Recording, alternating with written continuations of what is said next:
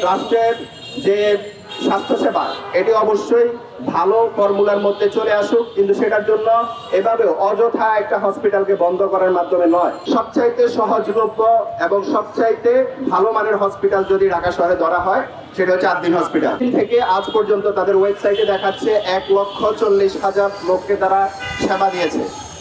আমরা এই ঢাকা শহরে যারা মধ্যবিত্ত নিম্ন মধ্যবিত্ত পরিবার আছি, তাদের অধিকাংশের সন্তান জন্মদানের সবচাইতে সহজলভ্য এবং সবচাইতে ভালো মানের হসপিটাল যদি ঢাকা শহরে ধরা হয় সেটা হচ্ছে আদ্দিন হসপিটাল।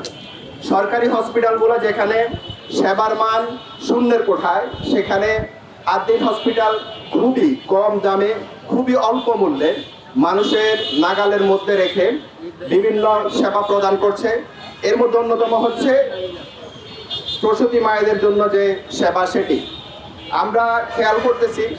বর্তমানে অধিকাংশ প্রসূতি মা যারা দীর্ঘ 6 মাস 10 মাস ধরে এই হসপিটালে সেবা গ্রহণ করেছে, তারা এখন সন্তান জন্মদানের জন্য কোথায় যাবে সেটি নিয়ে তারা খুবই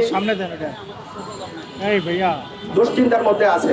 তা আমরা সরকারের কাছে আহ্বান করব, এই সরকার অবশ্যই আদ্দিন হসপিটালের লাইসেন্স পুনর্বার ফিরিয়ে দিবে এবং এটি যদি তাদের কোনো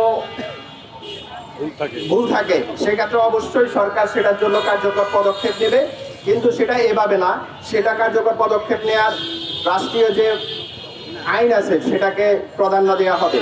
আমরা আদ্দিন হসপিটালের সেবা গ্রহীতা নাগরিক সমাজ অবশ্যই চাই রাষ্ট্রের যে স্বাস্থ্যসেবা এটি অবশ্যই ভালো ফর্মুলার মধ্যে চলে আসুক, কিন্তু সেটার জন্য এভাবে অযথা একটা হসপিটালকে বন্ধ করার মাধ্যমে নয়, বরং সেটি আরো কার্যকর এবং সময় উপযোগী বৈজ্ঞানিক পদ্ধতিতে হওয়া উচিত। রাষ্ট্রের কাছে আমাদের এটাই চাওয়া।